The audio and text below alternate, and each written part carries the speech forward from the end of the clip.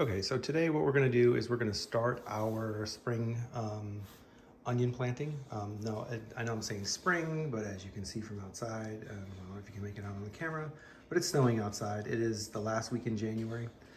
Um, what we find is that to grow onions, it takes a long time to prep the seedlings. So you can buy sets, of course, or you can buy the little bulbs at the store. We found that growing onions from seeds is both inexpensive, productive, and really easy to do. So we do it this way.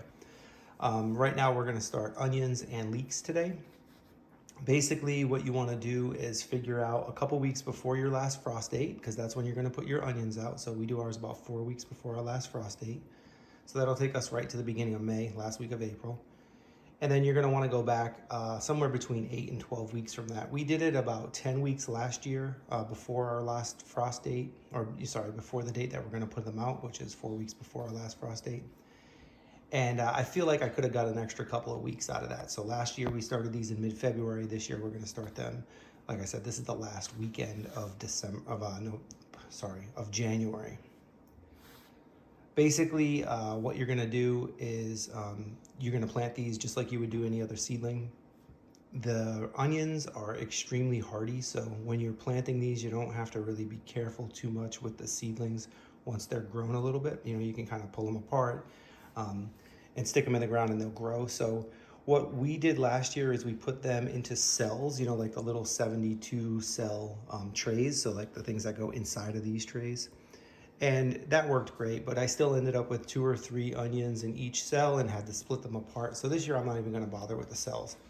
Basically what I did is I just put some potting soil in here.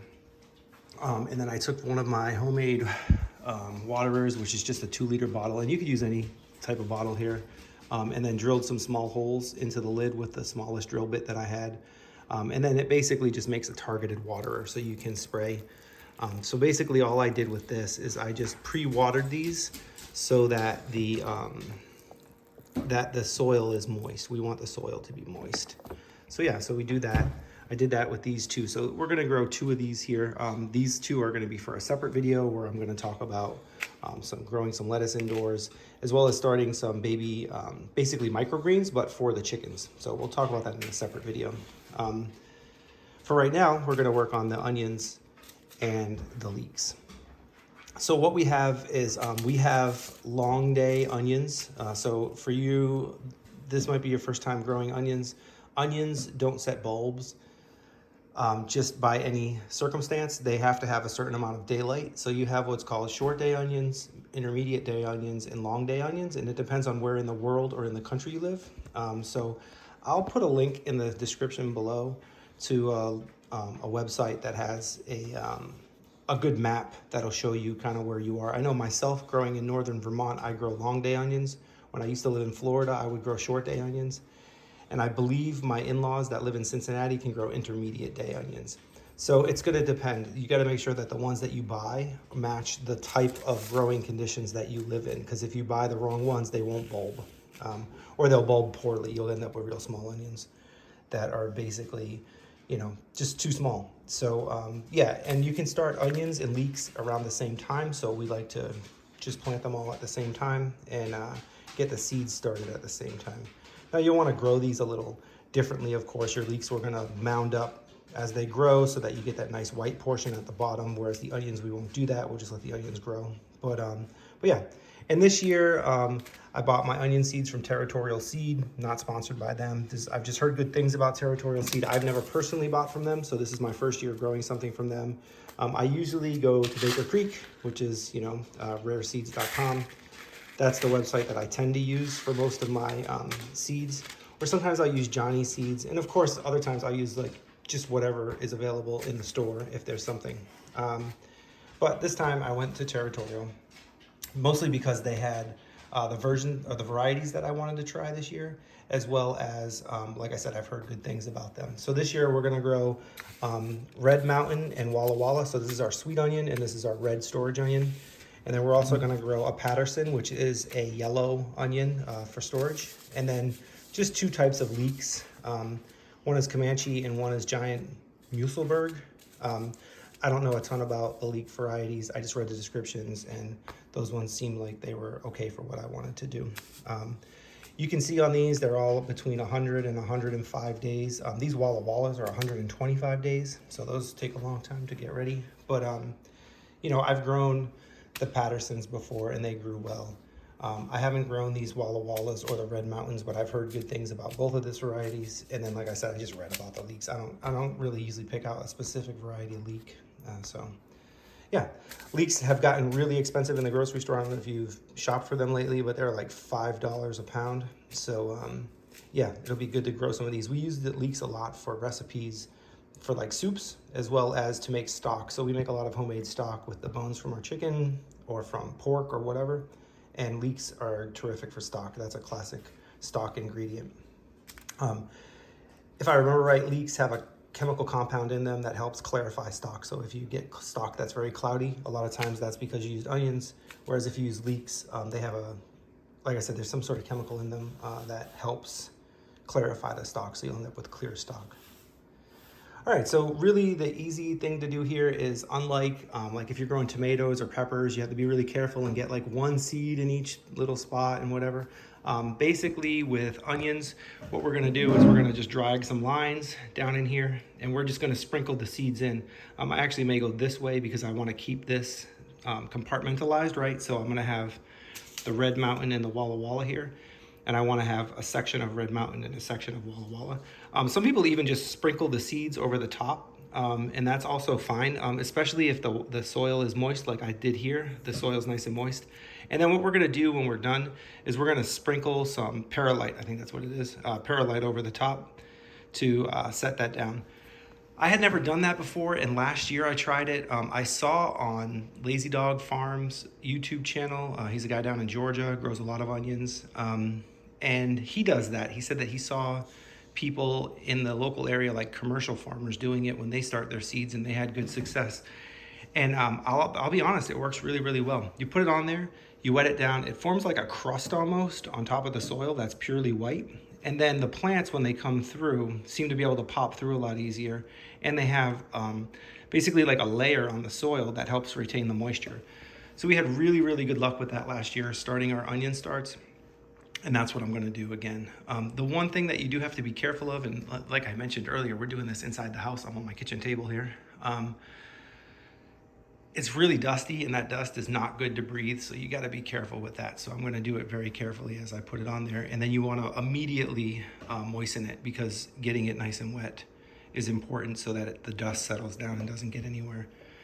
Once they're planted, what we're gonna do then is we're just gonna put them in the basement. Our basement is heated, so it's like 65 degrees down there. Onions don't need a heating pad or anything. They don't mind, you know, sprouting in cooler temperatures. So we'll put them down there, wait for for them to sprout, and then I have some grow lights I'll just turn on top of them. And I'll show you those in a little bit here. But give me a second, I'm gonna get everything ready to get these seeds in there, and I will come back and show you how we do it. Okay, so what I did here is I just went ahead and added a little bit more water to these. And sorry for the noise from the chair. And I also took a piece of just a scrap of wood from the kindling pile. And I just dug a little trench here because I want to separate these into 3 sections. I don't tend to mark all of the stuff that I'm growing. If I'm growing like tomatoes and peppers and stuff, I will, because I can't really tell the difference between the plants. And you know, you have to keep them in pots or cups or something. So those are a little harder to make a mistake of what's what. But here, this is gonna be much easier. So basically all I'm gonna do is I'm gonna set these like this. So I'll put my Patterson there, I'll put my leeks there, and I'll put my leeks there. So this is how I organize it. I take it like this. I will then come back and take a picture with my phone.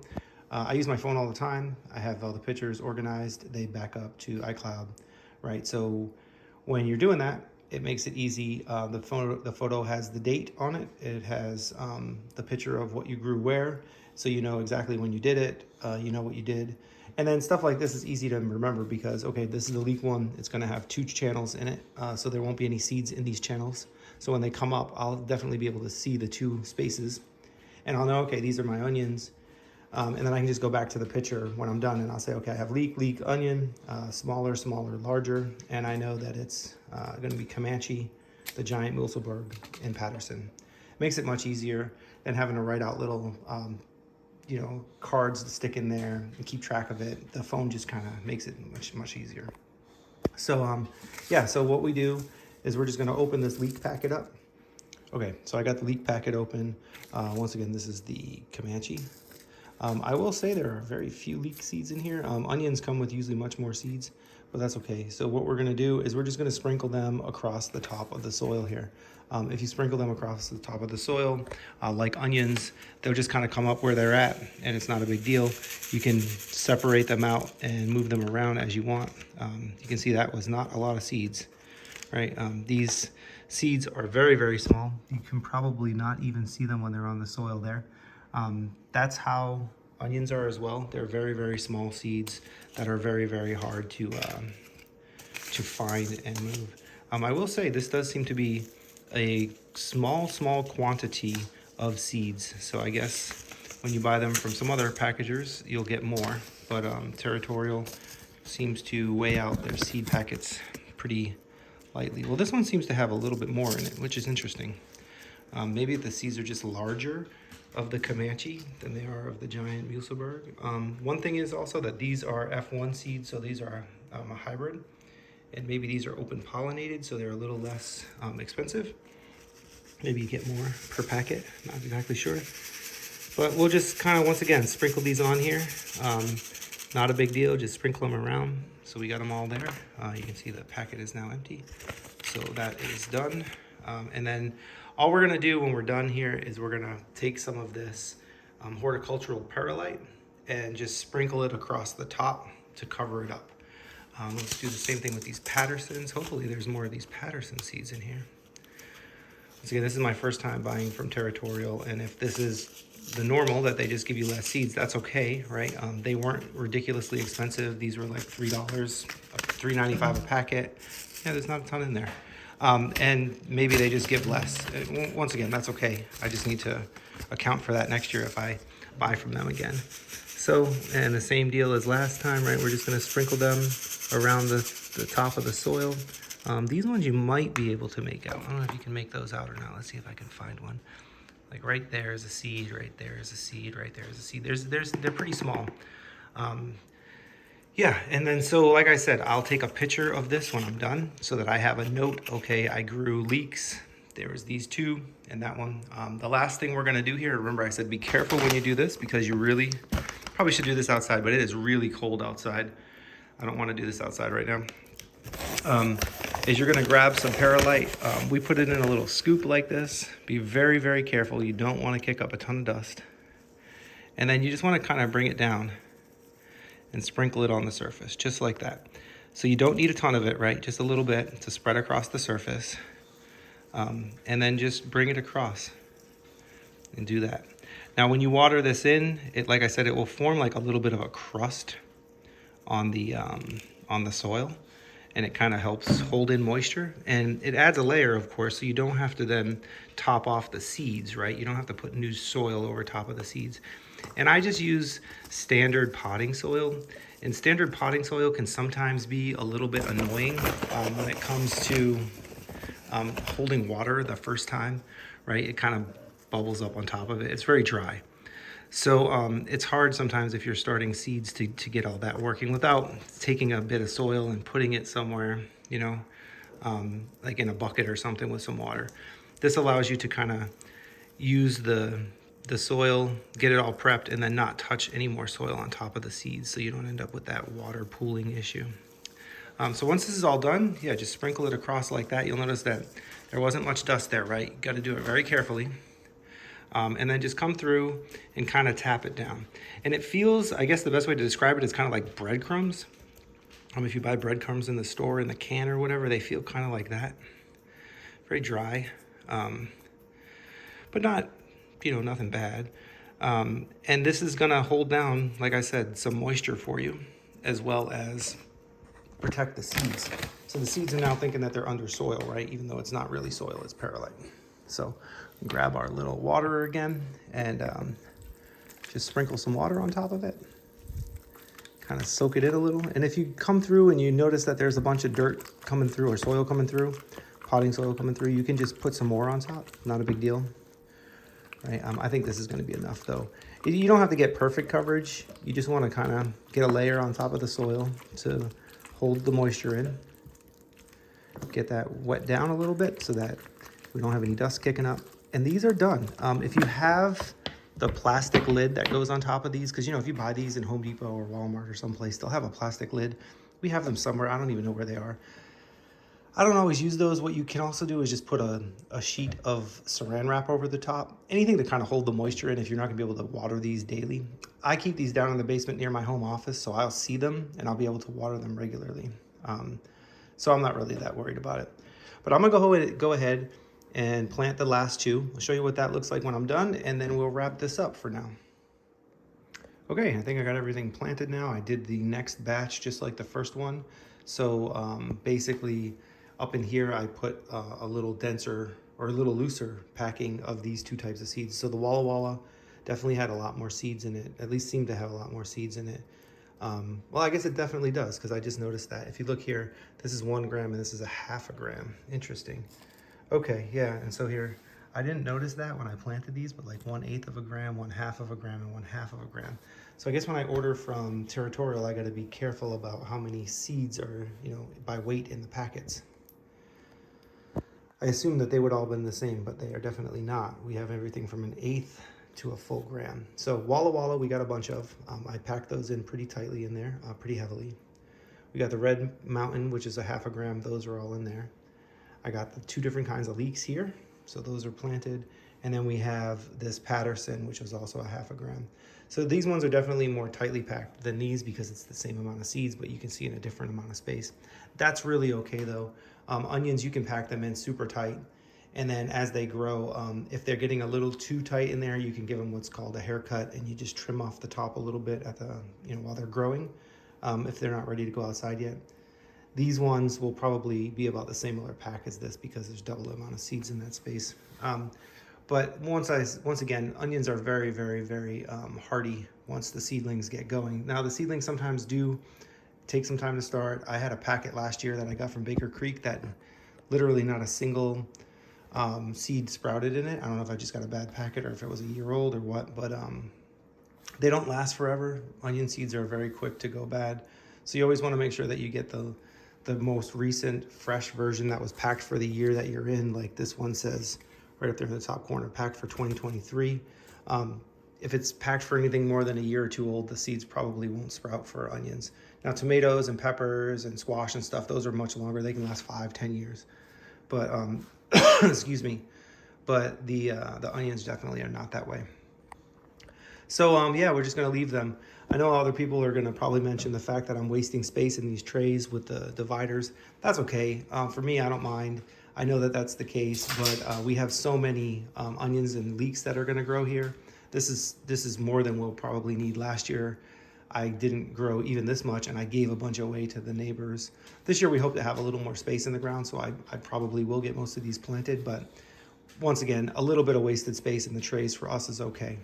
When I'm planting other things later on, like when I show you the lettuce and the greens for the chickens in the next video, I probably won't have little lines like this because I don't need to keep things separated, but I'd like to keep a little separation so that I know what the heck I planted where, because once these come up, I won't be able to tell a Walla Walla onion from a Red Mountain onion from a green Muselberg leek. They're all gonna look exactly the same and they're gonna smell the same. So until they grow out, I won't be able to tell. So I use a little bit of spacing there. Sure, you could do it other ways. If you want to put them in the little cells, you can do that. If you want to grow them in pots or whatever, you could do that. However you want to do it. This is just what I find to be easiest. I'm just using the base of the trays from the cells. There's no holes in these, so you do have to be careful. The watering, you don't want to overwater them and let them sit in water. Onions don't like to be soaked all the time. But yeah, these will come up in a week or 2. They'll get started. I'll check back in throughout the growing of these to show you how the progress is, and then as well as when we plant them all the way to harvest at the end of the year. But just wanted to kind of show you this. I know that it's really cold out. It's snowy. It's January, but we're already starting this year's gardening, right? This is exciting to get started on the gardening. I was talking to my mother-in-law in Cincinnati, and she's starting hers in December. She started hers, I think, was in December.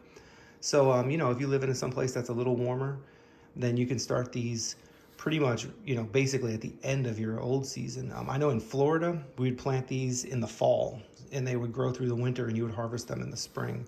So, yeah, onions are a great addition to the garden because they do help you get that start to the garden a little bit earlier. And, you know, there's the lull in the winter where you kind of maybe want to be working on some garden stuff and you can't because the ground's frozen outside or it's snowy or whatever. This gives you an opportunity to get started. Once again, give these about 12 weeks inside is what we're going for.